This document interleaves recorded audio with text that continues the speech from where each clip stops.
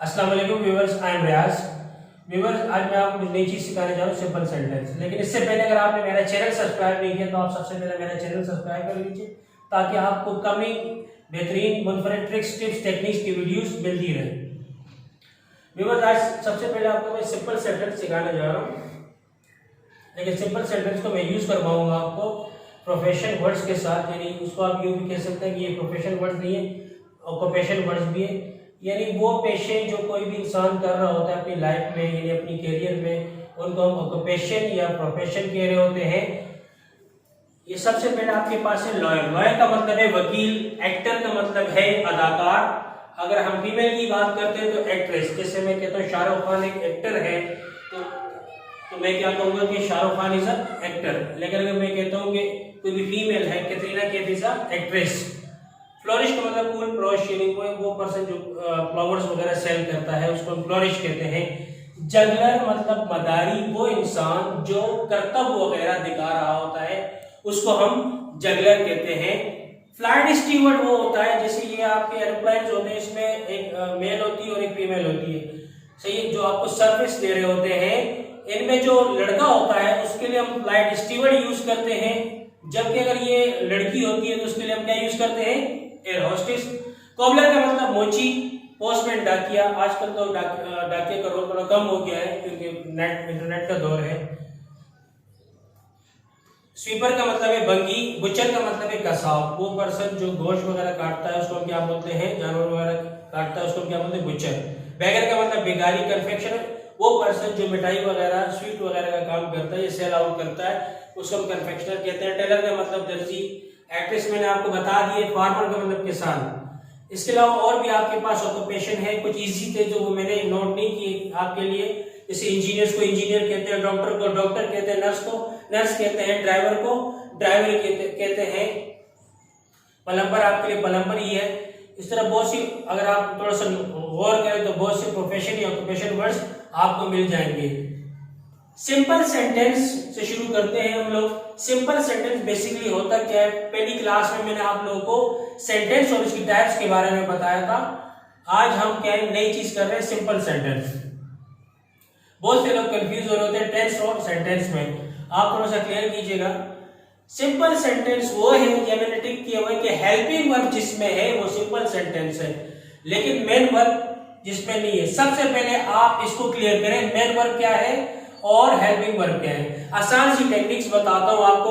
उर्दू मायनों में जिस लफ्ज के आखिर में ना या ता आए वो आपके लिए क्या है, वर्ब है। जैसे खाना पीना, जाना, खेलना, सोना, रहना, पढ़ना, उठना, बैठना, पकड़ना, पकाना, रहना, घूमना, भागना, देखना। ये देखिए सारे वर्ड्स में आखिर में गौर कीजिएगा ना ही आ रहा है, यानी खाना ना, पीना ना, खेलना ना, उठना ना, ये सारे क्या है, वर्ब। यानी ये टेक्निक मैंने आपको बताया कि जिस लफ्ज के आखिर में ना आ रहा हो वो आपके लिए क्या है, यानी वर्ब है, मेन वर्ब उसको कहते हैं। फिर इंग्लिश के लिहाज से इसको कैसे आप समझ सकेंगे कि इसकी फॉर्म्स होती है बेसिकली ऐसे। राइट का मतलब लिखना, राइट, रूट, रिटर्न। ईट का मतलब खाना, ईट एट रिटर्न। गो का मतलब जाना, गो वेंट गोन। यानी ये गो फर्स्ट फॉर्म है, वेंट सेकंड फॉर्म है, गोन थर्ड फॉर्म है। अगर हम राइट की बात करते हैं, राइट फर्स्ट फॉर्म है, रोट सेकंड फॉर्म है, रिटर्न थर्ड फॉर्म है। Write, wrote, return, eat ate return, go went gone, play played played, watch watched watched, wash washed washed. Watch का मतलब देखना, वो चीज जो आप स्क्रीन पे देखें उसके लिए हम क्या लगाते हैं, वॉच। और वॉश का मतलब धोना है। अच्छा, अगर आप कुछ भी स्क्रीन पे देखेंगे तो उसके लिए वॉच वर्ब यूज करते हैं, WATCH, वॉच। अगर आप नॉर्मली कुछ देखें तो उसके लिए आप क्या यूज करेंगे, सी। तो मैंने आपसे कहा कि सिंपल सेंटेंस में हेल्पिंग वर्ब होता है, मेन वर्ब नहीं होता। मेन वर्ब की मैंने आपको पहचान बताई, यानी ये काम भी है, एक्शन है। जैसे मैं कहता हूं वो खत लिखता है, तो ये खत लिखना एक काम है। वो गाड़ी चलाता है, ये चलाना एक काम है। तो इस सिंपल सेंटेंस में काम नहीं होगा, इसमें सिंपल स्टेट बयान की जाए, कोई हालत बयान की जाएगी, कोई भी काम नहीं होगा। तो यहां से आपने इसको पकड़ना है कि इसमें इंग्लिश में एक मेन वर्ब नहीं होगा, ना ही उर्दू में कोई काम हो रहा होगा। इंग्लिश के लिहाज से भी यही, उर्दू इंग्लिश में आपने ये देखना है इसमें कोई काम नहीं हो रहा होगा और मेन वर्ब नहीं आएगा। इंग्लिश की पहचान मैंने आपको ये बताई कि उसकी फॉर्म्स होती है वर्ब्स की, और उर्दू में ये पहचान बताई आपको कि ना यता आता है। यानी हेल्पिंग वर्ब इसमें होगा और मेन वर्ब नहीं होगा। तो आपसे कोई सिंपल सेंटेंस क्या है, तो आपने ये बताना है कि ऐसा सेंटेंस जिसमें हेल्पिंग वर्ब तो हो लेकिन मेन वर्ब ना हो, सिंपल सेंटेंस है।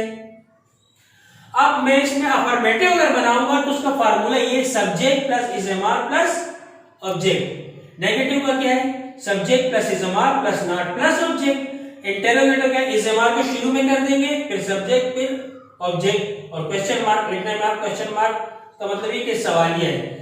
मैंने आपको प्रीवियस क्लास में डिटेल से बताया था कि इंटरोगेटिव क्या है, नेगेटिव क्या है और अफर्मेटिव क्या है। ये मैंने ना यता आपको वर्ब के लिए मिसाल दी, इसको आपने ज़हन में रखना है, नेक्स्ट आपको आसानी होगी। कुछ हम लोग एग्जांपल करते हैं, मेथड क्या है, तरीका क्या है, किस तरीके से करना है। ये नोट करने के बाद और ये नोट करने के बाद आपने प्रैक्टिस कैसे करनी है जरा देखिएगा। आपने एक लिस्ट बना ली, प्रोनाउंस की आपने लिस्ट बना ली, I, we, you, he, she, this, they. ये लिस्ट आपकी बन गई। आई का मतलब तो आपको पता है कि होता है मैं। अब वी का मतलब हम, यू का मतलब तुम के लिए या आपके लिए।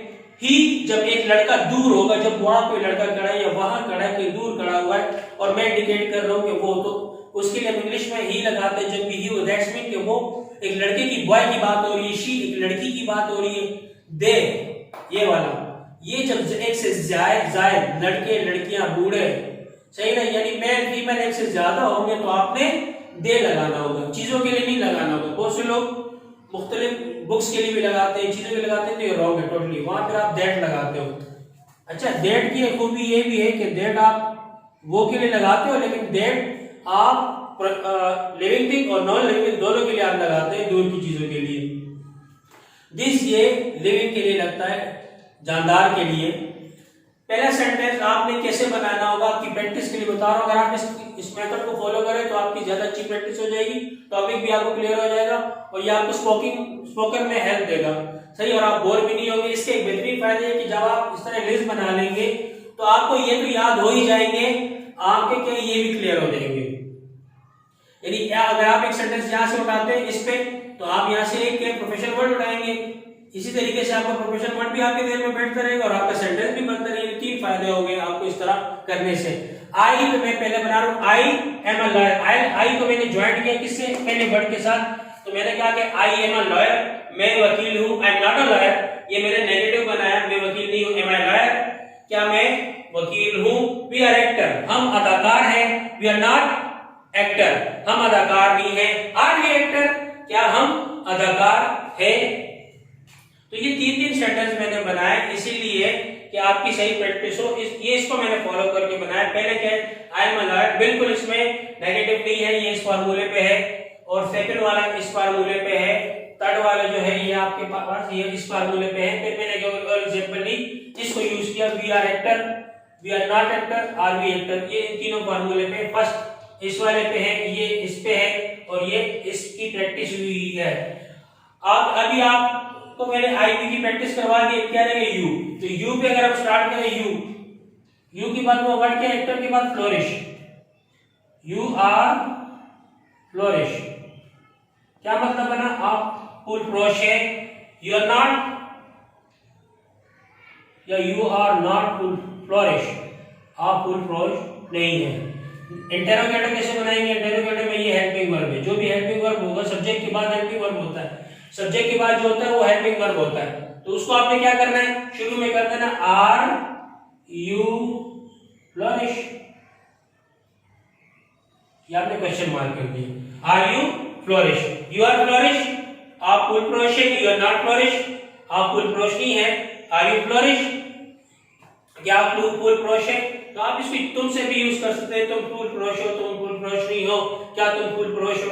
अच्छा, अभी फ्लोरिश तक हमने बनाने अगला है जगलर। जगलर जैसे मैंने आपको मदारी को कहते हैं, तो मैं यहां से उठाता हूं ही, यू पे मैंने प्रैक्टिस किया, मैं उठाता हूं ही, तो क्या हो जाएगा, he is juggler, he is not juggler.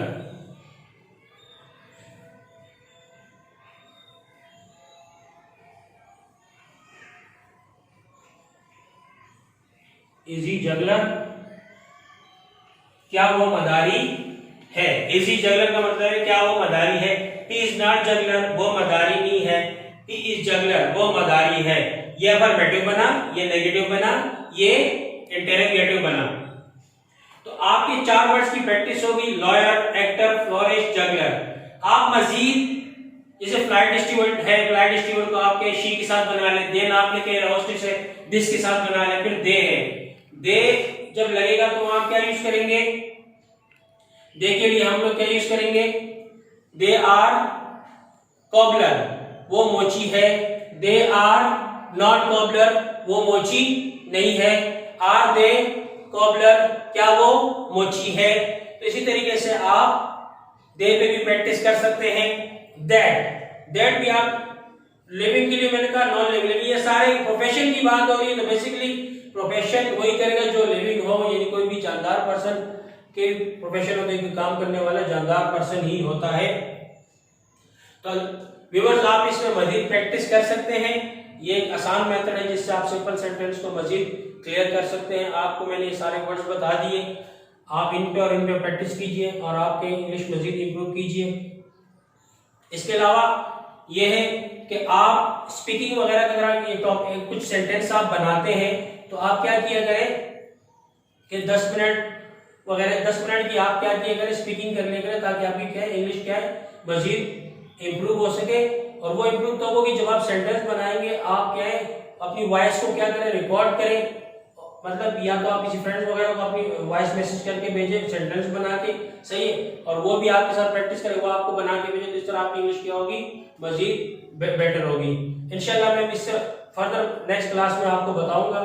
Thanks for watching me, and if you have not subscribe me so far, then subscribe me for the coming next better videos. Thanks for your time and bye.